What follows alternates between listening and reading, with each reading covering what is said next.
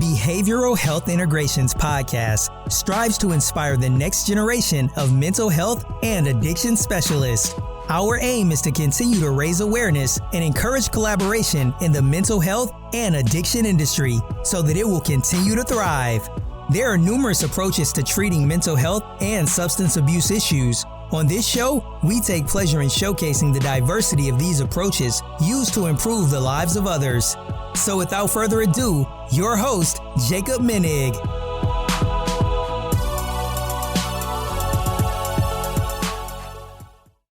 What is up, everyone? This is Jacob Menig, host of the Behavioral Health Integration Podcast.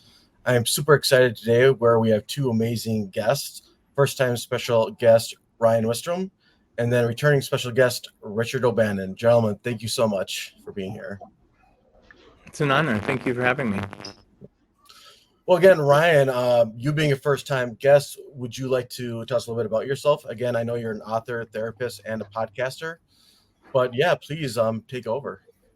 No, I appreciate the invitation. So I've spent the last 20 years as a clinical psychologist. I would identify as a transpersonal psychologist. I have a master's degree in Adlerian therapy, but most specifically now, I've spent the last 20 years working with integrating psychedelics. I author a book called the Psychedelic Integration Handbook, and that book is designed to help people integrate their psychedelic experiences. And then also, as a backdrop, I do work with end-of-life care, so I am an end-of-life death doula. So my whole perspective is working with end-of-life, spirituality, and coming to purpose with your own life. Quite rewarding. The podcast I have is called The Psychedelic Psychologist, where I interview people that are integrating their psychedelic experiences. Okay, excellent. Anything to add, Richard?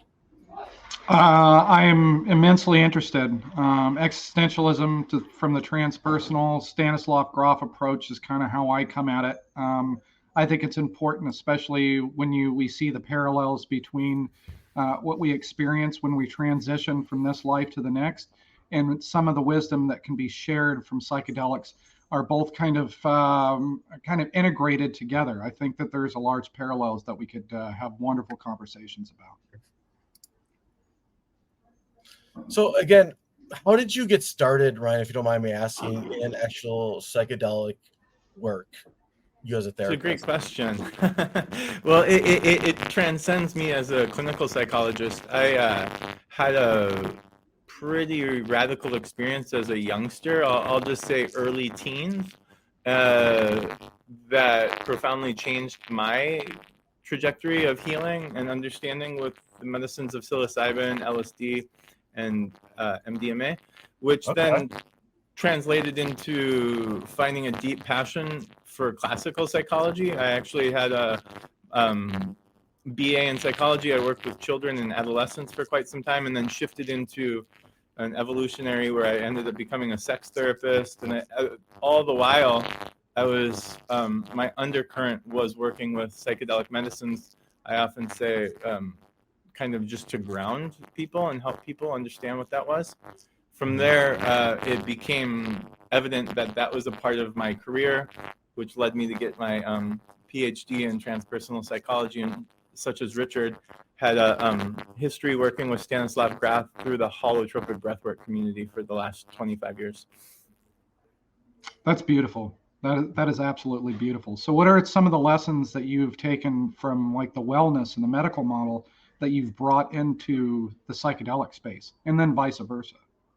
It's a really good question. I appreciate it. I think the thing that I bring in is a holistic approach. And as you alluded to, Richard, this idea of existentialism and understanding that we are divinely spiritual and we're trying to integrate this.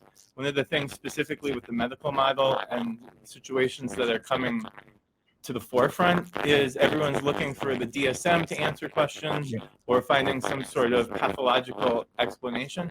My hope is to open that, Pandora's box and allow people to see what's coming through them might not be anything that needs a diagnosis. So I think piggybacking off of it is I respect the medical model. I deeply honor it. But when we're trying to integrate psychedelic medicines and we're trying to integrate the holistic human approach, it's often limited if we're just looking at the cognitive or the rationale of the DSM or the westernized medical model. We're ignoring spiritual emergence, we're ignoring the aspects of what's coming through people. And that's not just with psychedelics, that could be any healing modality. I couldn't agree with you more. I think the aspects of phenomenology and personal self-experience, I think that is a critical aspect that is kind of missing, not necessarily from the medical model, but from the scientific model. I think some of the greatest questions that we ask about the universe will be only answered with phenomenology and the personal self-experience, or transpersonal realms, and understanding how our own personal experience is linked to other people's personal experience. Is then on top of that, on the whole, if we were to zoom all the way out to the largest, grandest picture, is that we may understand that consciousness is an emergent property of the universe. And I think that that is being completely overlooked. So when we look at 2024 and look at the future of psychedelics and what large language models and AI is kind of teaching us, I think that we're going to get really into the weeds of phenomenology. I think that is a critical aspect that we need to address. How would you, and I guess us all being Adlerians, add the Adlerian concept to, again, psychedelic assisted therapy and transpersonal psychology? I always feel that to be very interesting.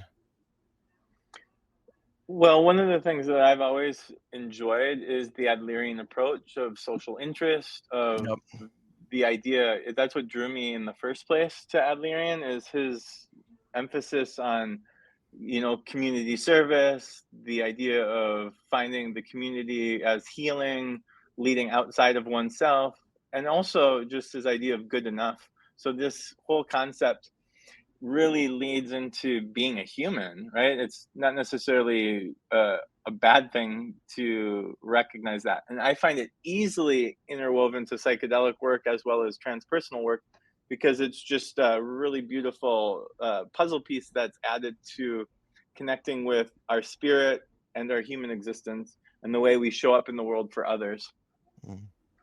I couldn't agree more. Hippie, but I'll lean on Adler so that I don't sound so burnt out. Well, I mean, no, there's something to it. There's something to it. I mean, and you bring up the idea of the hippie, and I look at it kind of the way that Hunter S. Thompson did, is the hippies wanted to change the world, but they didn't want to do anything about it.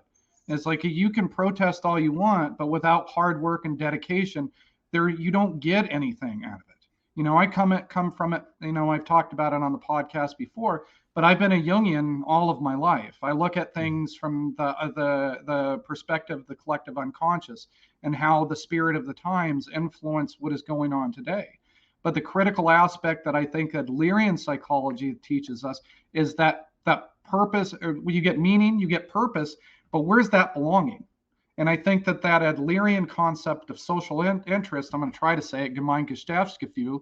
My wife can say it a lot better than I can, but because she speaks German. Anyway, that's a whole side tangent. But I mean, that's the idea of, it's like, what are we doing for the good of society? What are we doing for the good of nature? And without that hard work and responsibility piece, I think it comes up very short. I like that, Richard. Absolutely. So moving on, I talked a little bit about this with Richard prior to the show about how our country and the world views psychedelic assisted therapy. And me personally, I want to start getting into that work more. A little bit about me. I just started my private practice. It's telehealth and everything. And again, I'm very interested in, thank you. And I should be getting licensed with my LPCC, hopefully in like 3 weeks I should have the hours done, but like 2 months I should have finally my LPCC. Thank God. It's been a torturous process, as you both all know about it. How would I go about, again, starting a psychedelic assisted therapy program for my private practice? Because again, well, like you said, Richard, it is legal somewhat, right, now in Minneapolis? Not legal per se. Decriminalized, yes, but is very different, or put to the lowest priority, is kind of how I think it's outlined in Minneapolis. But that is very different than decriminalized, and that's very different than legalized. So a lot of the stuff kind of still is in the gray market, in the underground scene. And that's where a lot of people actually operate. And they don't want to come above ground. They don't want it being taken over necessarily by the medical model or the wellness model of this kind of how it's being forced into society right now. And that's all fine and dandy. There's a purpose for that, and that's all great. But I mean, there's a difference between evidence-based practice and then an Learyan idea of practice-based evidence that I know Sperry and some of the great Adlerians try to talk about. So it's like, what are we doing with our clients that works that is not necessarily validated by the scientific model, and then bringing it into a scene where it can actually be practiced in a therapeutic context? And that's a lot of big questions that the ACA and the APA, I don't think that they've quite got to that level where it's a consideration for practice. Hey, that's right. What do you think, Ryan? I would agree with you. One of the things I'd like to add to, if I'm attempting to create a psychedelic integration or psychedelic therapy practice, is the idea, which I think we alluded to it briefly before we came online, is you better have a foundational backdrop, really scope of practice, such as Adlerian or cognitive behavioral, or I know, Jacob, you're in LA, DC, so having like an addiction background, because people aren't just looking for, hey, help me integrate a psychedelic experience. You find it actually really peripheral. We're not really working with people in psychedelic integration. You're actually really doing classical psychology or healing work. And then subsequently, they're doing work at trying to integrate their psychedelic experiences. When I meet someone and hearing a question such as you're asking, is you should have a broad brushstroke of different tools, because then you're going to help people really define their skill set and understanding of why they're working with psychedelics in the first place. If you lead with psychedelics, it's almost putting the cart before the horse, I believe. We need to see what their trauma history is, their therapeutic history, what's their motivations for doing it. And I know that sounds like a long-winded answer, but I'm just a huge advocate, because of the precarious nature of the psychedelic world we're living in, that I advocate for young therapists and clinicians to, broaden their scope of practice to reassure people that you're not just going at it in that lens. Well, Ryan, in your personal opinion too, how do you feel about all these certification programs that are coming out for therapists to take? I know, Richard, we talked about MAPS before. They are quite expensive to get certified in psychedelic assisted therapy, but would you also recommend doing that too? Can I plead the fifth? Yeah. Yes. You're laughing, so I feel like we might get a good answer. Well. I'm jaded, and I'm jaded because there's a lot of money grabbers right now. There's a lot of big programs out there. But what about MAPS? MAPS is prestige, right? Yeah, MAPS is beautiful, and I'm a part of their organization, and I honor their program with MDMA assisted therapy and their trainings. That beyond that, though, when you get in the nooks and crannies, Jacob and Richard, of these mom and pop shops popping up and saying, "Oh, I have a 12-week program for you to learn how to hold space for psychedelics." I've been recruited by a couple of them, but like, come to Jamaica with us. We'll get you certified in this and that. Just pay for the plane ticket and we'll do this or that. But it's like, I can't even afford the plane ticket right now. Thank you. I would love to get certified, but I can't afford it. Yeah. And, their interests and their intentions are well, right? We want certifications and we want people educated. My concern is it's too early to have this many. MAPS is accredited, right? They're a group that's running it. There's a lot of people that say this is my way and only that way.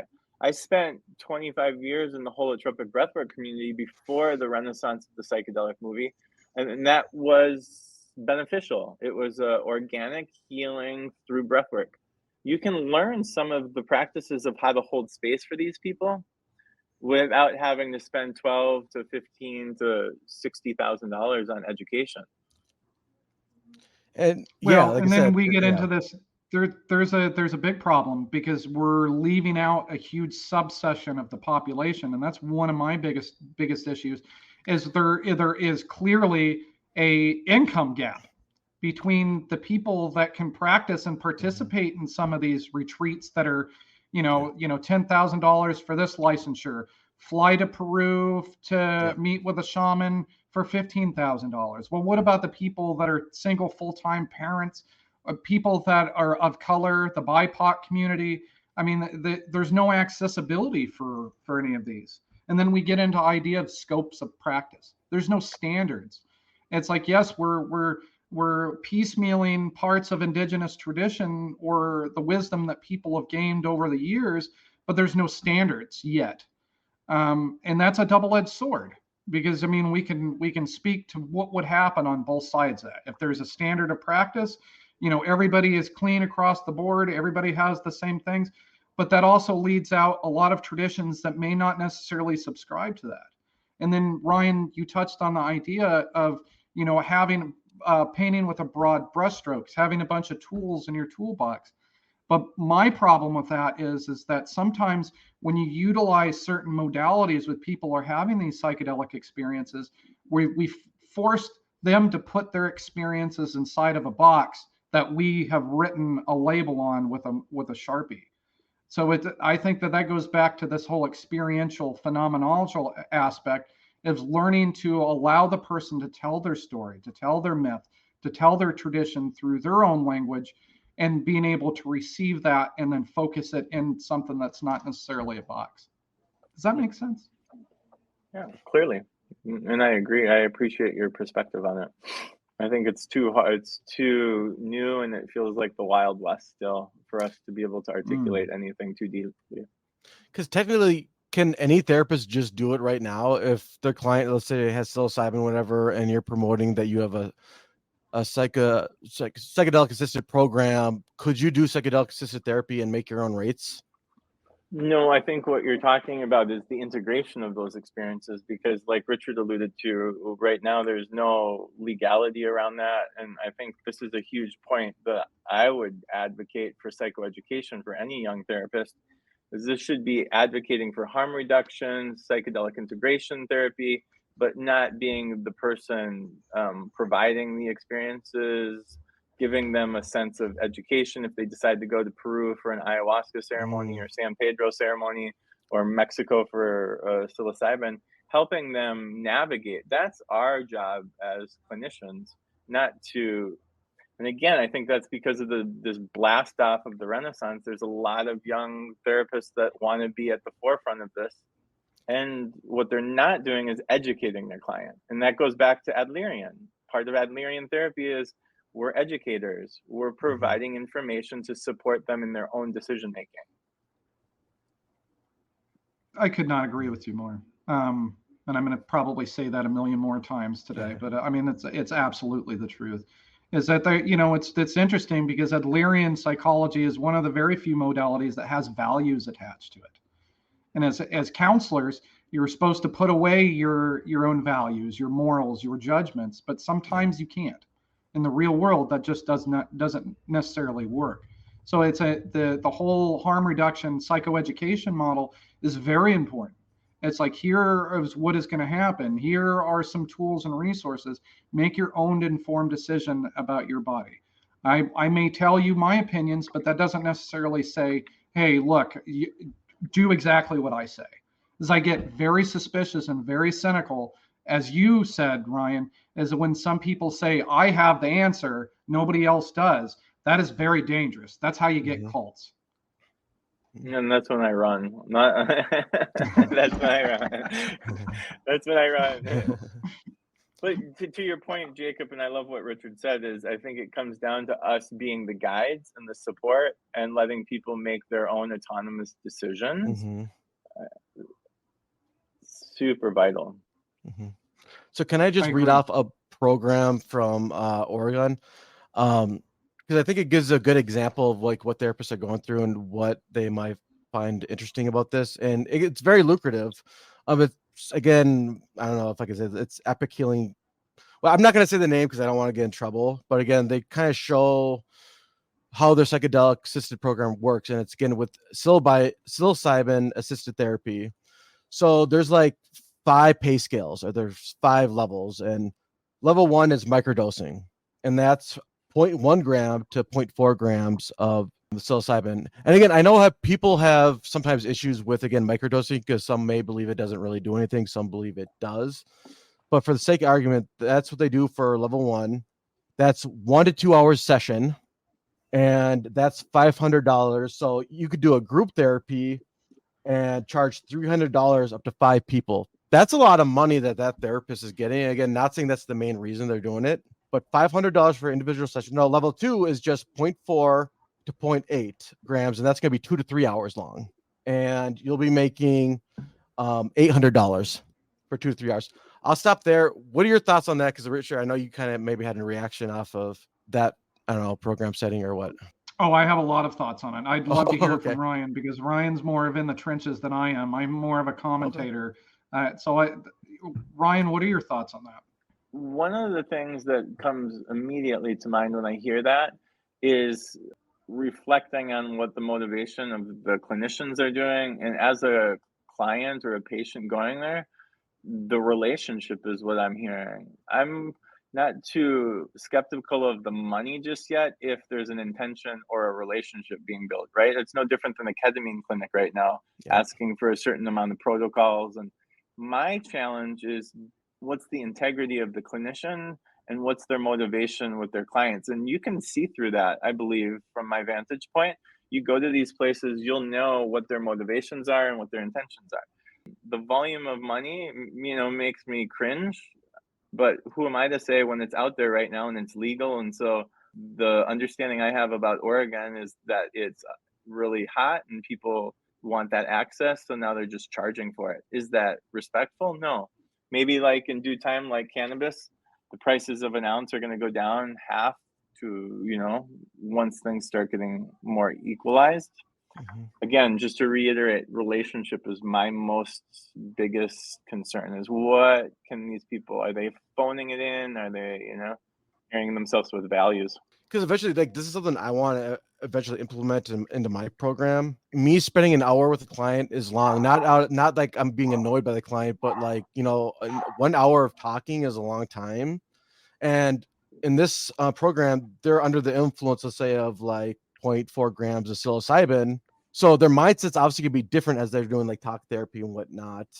But when it gets to like spending 2 to 3 hours with the client with a little bit higher dosage of psilocybin, I don't know. I again worry about the relationship building. What's their mindset at? And maybe I'm just getting too hooked up on the time. But 2 to 3 hours is a very long time for me to be with a client who's. And that's not it. I mean, because when you're getting into like 3.5, 4 gram doses, you're with a client for 6 hours. And that's the reason why a lot of clinicians usually work in pairs. That's not even because we're talking, I mean, we're just look at MDMA assisted psychotherapy. It's going to come with like a $12,000 price tag. And again, I have a problem with that because that doesn't allow access to a lot of people. That just allows access to people that are rich and then can afford that. And then we have to look into, well, how do we mitigate costs? And you mentioned the whole idea of utilizing it in a group context, which is wonderful. And then you look at the cost of what the medicines themselves. And luckily, unlike the cannabis, mushrooms are very easy to grow. Yeah, a person can grow pounds of them in their closet for very little cost. So now we're getting into marketing. So it's the rise of capitalism and consumerism versus some of these indigenous processes. It's like, well, and then you're not even getting into the idea of like, how do we really define what medicine actually is? It's not necessarily the mushrooms that we take, but it's the cultivation that we bring to it. It's like the medicine themselves. It's like any kind of growing plants. I mean, I'll give you an example. I mean, that's my cacti collection. My medicine is actually growing my cactus. That's the purpose that I get out of it. It's not necessarily actually consuming it. So I mean, a couple different tangents there. Mm-hmm. Any thoughts, Ryan?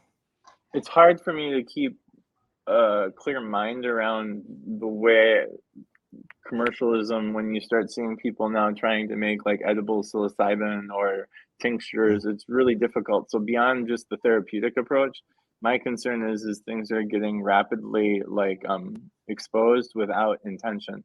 And that's where we're starting to see a lot of these stories in the news, and the undercurrent of people using it inappropriately is because the access is becoming more and more available without appropriate guardrails or intent. And so allowing someone to go do something for 11 grand or $22,000, or it seems a little to use my 18-year-old sus. It's a little sus for me. Not love bussin'. it. It's not bussin'. Yeah. Yeah. So just going farther down, so they have a 1 gram to 1.5 grand, but then you'd be with the client again for 4 hours. So I know the last time I took psilocybin, my buddy DJ, who was going to be on the show, but couldn't for some other reasons, said, yeah, he prepared me. He's like, it's going to be probably 4 hours. And his stuff was extremely potent. And he was right. Like, it was like a 4-hour experience. So again, just preparing for that. So for them, they're charging $1,800 for 4 hours. So you're with the client for 4 hours. And I'll just skip to the most. I don't want to drag this on too much. High dose to them is 2.5 grams to 4 grams. Now that's going to be a 6-hour session. They don't do groups for that. That's going to be $3,500 for 6 hours. I'm just trying to imagine the therapist, what to, in that, because again, they're called trip guides, right? Or coaches, if you're going to be with someone for 6 hours with that high of a dose, again, I'm trying to put my mind to the therapist on how I'm going to be with that client for 6 hours, going through their work, the trauma, I'm all for counselors, guides, making money. I think it's important. People say, well, you don't get in this profession to make money. I kind of think that's kind of bullshit. Right. Is because we're giving parts of ourselves to clients and taking on that trauma. I think that counselors should get paid considerable for it. But that's a trade-off right there, is because now you're limiting your client base.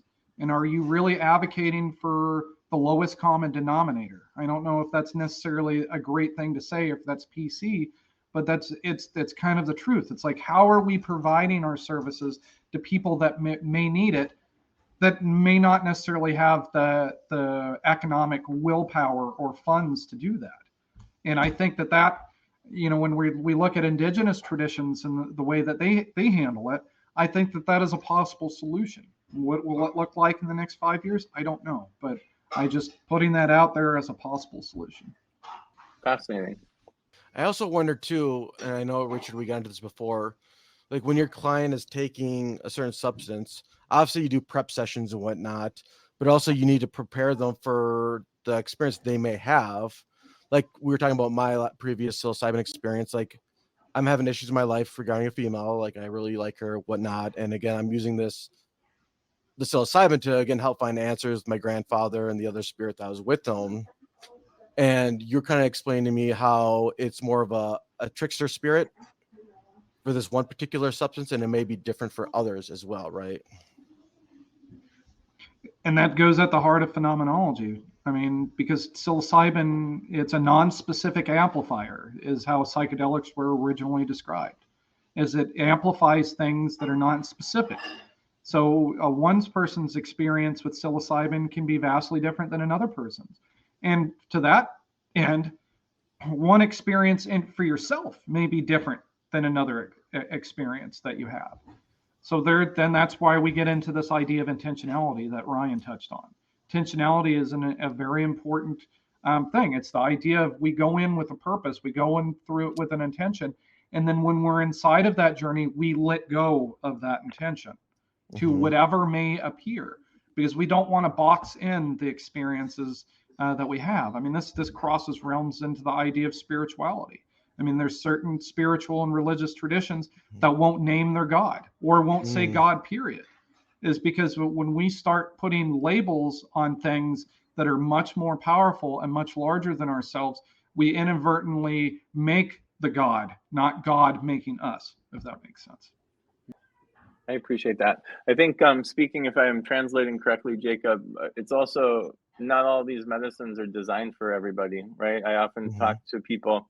So if they have their heartstrings set on doing a psilocybin journey or going down to Costa Rica for a ayahuasca ceremony, I would invite a deeper sense of conversation of what their motivation is, going back to what we were talking about with intent. But some people don't understand. I was just recently with a client who wanted to do ibogaine, and I immediately was like, have you ever done psychedelics in their life? And they're like, no. And I'm like, well, maybe we want to do some investigation of what your motivation for that is. So the facial expression on Richard right now is like, so that's a really intense thing, right? Right, totally. Richard, you look freaked out. Yeah, ibogaine is nothing to mess around with, and it comes with a lot of cardiac risks. And it's not pretty, it's not friendly. So yeah, Ryan, when you speak about somebody that's just like, I want to do ibogaine, it's like, whoa, let's back up. Let's go over why that is something that you decided to choose, because often there might be underlying considerations that may not be being addressed that lead to things like that. Exactly. And so again, maybe I'm sounding old or prudent or a little jaded, but there's so many people coming in with a desire to do something, and we haven't looked at, once again, the holistic approach of what's our trauma story, what's our motivations, what's our like biographical story, what is our mental health story, right? Do we have addictions, right? So without sounding too tangential, there's so many options for medicines that might work. And then there's sometimes telling people, I don't know if this is right for you. We might need to climb the mountain in a metaphorical sense. You might need to, do some journey work that doesn't relate to adding any kind of chemical into your body. Not to mention, some people are just not built. I mean, there's certain psychological disorders that you would not want to even come close to having any kind of psychological experiences. I always tell people, everybody that all of the people, the elders that I know always have a story about that one guy in high school that took LSD that one time and ended up in a mental institution. And that's not to say that doesn't happen, because it does happen, and it happens a lot because it's just not right for anybody else. I mean, holotropic breath work kind of extended out of this idea of where people could actually participate in some things that would cast a wider net over the population. So I mean, hats off to Stan Groff for that. But yeah, it's not right for everybody. Just to speak to Ryan's point. Well, to give an example, they say with ayahuasca, people on antidepressants or anti-anxiety medication should not take ayahuasca because of the overload of some sort. It's called a term something. Serotonin upload or something. Serotonin reuptake inhibitors. Yep. I mean, that's selective serotonin reuptake inhibitors, and how that interacts with some of these serotonergic compounds, classic psychedelics, mostly like psilocybin, DMT, to a certain extent LSD, lysergic acid, diethylamide 25. Of course, there's dopaminergic responses with LSD too. So there's also consideration. So that is one point that is very important, that we do a lot more research. That's where the medical model can help this out a lot, is understanding. But typically what happens with SSRIs is it just reduces the effects. Now, MEOIs, that is a no-go with any psychedelics, period. That can cause serotonin syndrome, and that can be deadly.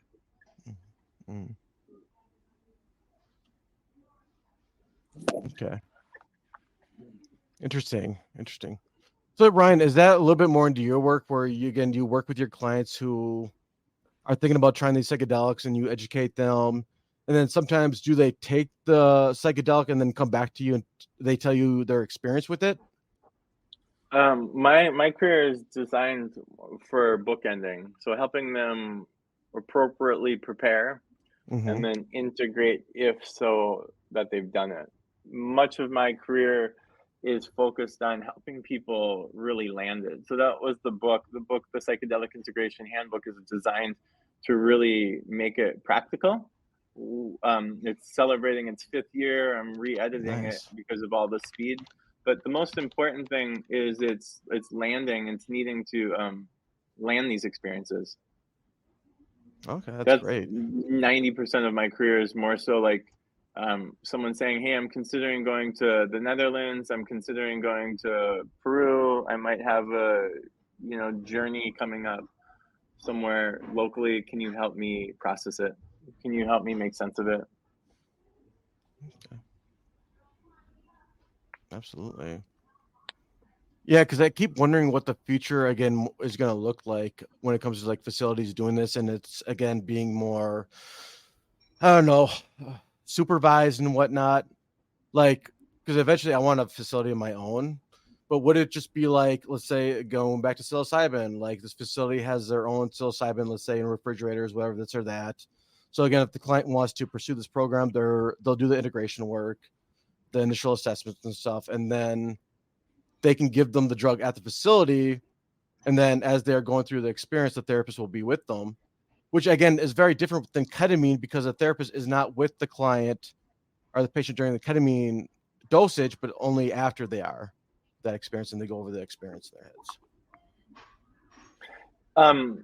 I'd love to jump in on that because I've worked with a couple of organizations out on the West Coast, and one of the biggest things right now is building an organization like that takes ridiculous man hours, ridiculous like safety concerns after the fact, and I think that's where people are coming up against a little bit of challenges. Is it's one thing to prepare them, it's another thing to integrate them, but some people, you talk about this closed book time that you alluded earlier is 1 to 2 hours, 3 to 4 hours, 6 hours. There's oftentimes people, are having huge ramifications afterwards, and you can't just like send them home like a ketamine experience. And even that I think is disrespectful and super unethical. So what they're finding is, what are we going to do? Do you have a separate room for them to rest? I know when people were working at Johns Hopkins and different things out east, they literally had like a bedroom for them to sleep afterward because they had 24 hours after the experience. So many of the federal trials, these people were mandated and requested to stay overnight. And again, the limitation of cost and all the other things that go with it. Psychiatrist, doctor, couple of therapists, blood tests and all the other stuff that goes with it. We're going to have to see where, the ball bounces and lands it. I mean, my God, just the amount of paperwork to do a private practice online was ridiculous. I mean, worth it. Don't get me wrong, but just hearing you say that, I cannot imagine the amount of paperwork that would be to do something like that. Again, still worth it, but time will tell. I'm not sure. You'd probably have to talk to some people that it's happening right now in Oregon, see what they're saying. It would be interesting to see. Absolutely. Yeah, overhead costs are incredible. I mean, you have to have a small fortune to even think about getting inside of this, to speak to Ryan's point. But I mean, so this really comes back, and I know I'm starting to sound like a broken record here, but it's really at the crux of, is it affordable for people to be able to do this, and is the infrastructure overhead in place to allow this in a safe and supportive manner? I don't have any answers, but at least I have the questions. Yep. Absolutely. Yeah, no, that's all really good stuff. It is. And yeah, again, now this is a point where it's like I get into like future goals too. And Ryan, you being a psychologist and the work you're doing, like what are your goals within the next 5 to 10 years for yourself? If you don't mind me asking. That's a really good question. I guess I don't think that far ahead. I hope this is being edited. That's a question that's putting me on the spot right now. I don't even know, honestly. That really actually blows my mind, and I haven't thought of it. Probably doing the same as what I'm doing right now. Really helping to kind of shoot from the hip, helping people like yourself and people that are in the industry to kind of navigate the appropriate way of going through it.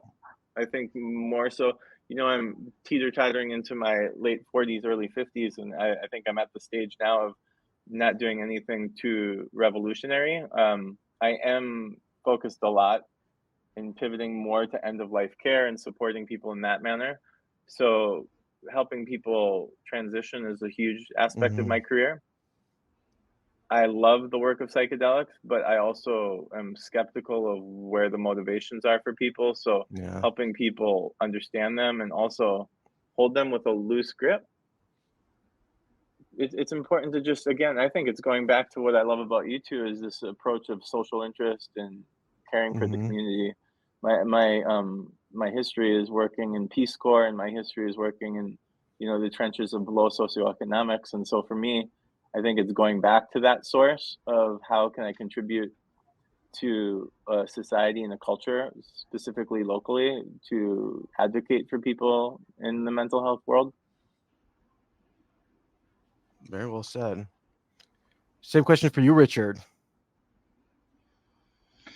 Ultimately, since my wife is also going through the same program as I'm going through, holistic wellness center is probably the end goal. I think that getting a tract of land, and then being able to offer services to people no matter where they're at on the spectrum, I think is important. It is that social interest piece of not only providing psychedelics and group work and integration work and preparatory work, but also offering a lot of other things. I mean, my wife is very big in expressive arts. And I think that that's also important, because you kind of take the language aspects out of healing and change and allow a person to speak in a language that they feel genuine to themselves. So I think that in probably the next 5 or 10 years, is gathering like-minded individuals into a place where people can come and find healing, whether it's psychedelics or otherwise. Amen. So I always tell the story is that my wife is like the captain of the ship. She's steering the ship. That is our life. And I'm up in the eagle's nest with my telescope looking out at the coast to see what is coming along on the horizon. And it has afforded us very well. And we've been very successful at things that we've done, building a business and otherwise. And that's kind of where we're at as a couple and eventually team members. Excellent. Very well said. I hope that happens for you. I'm going to be part of that too in some way. You will. Thank you. Thank you. You will.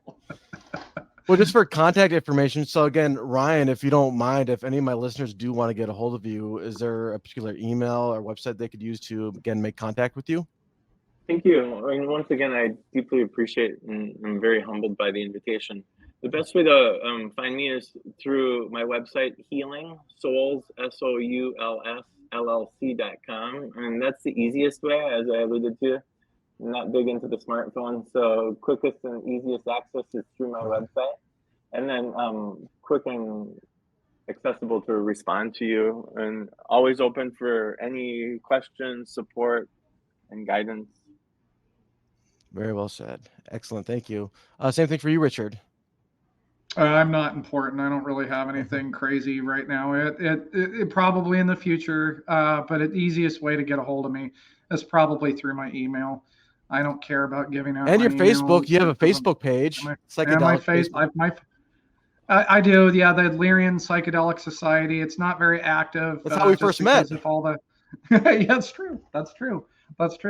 But with trying to get through internship and all of this stuff, it doesn't leave a whole lot of time. And then taking care of the family and the house, and obviously my 300 cactus that I have sitting in my office right now, which is, man, we could have a whole episode just about cactus. People would fall asleep, but it would be kind of fun anyway.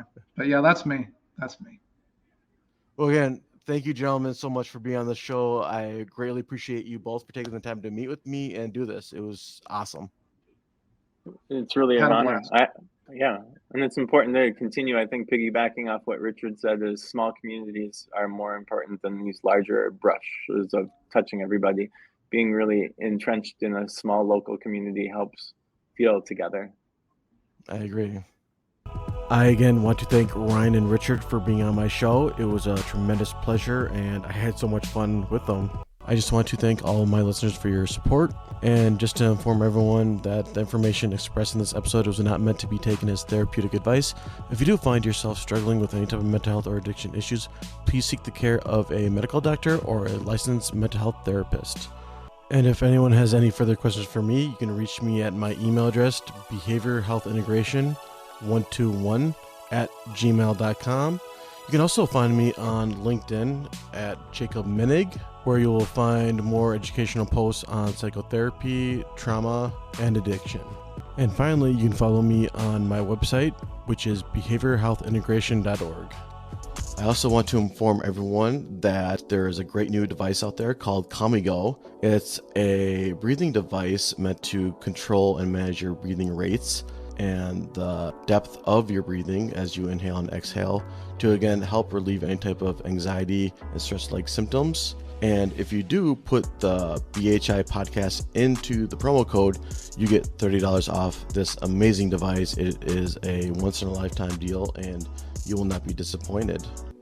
All right, everyone, until next time, have a good day. Bye.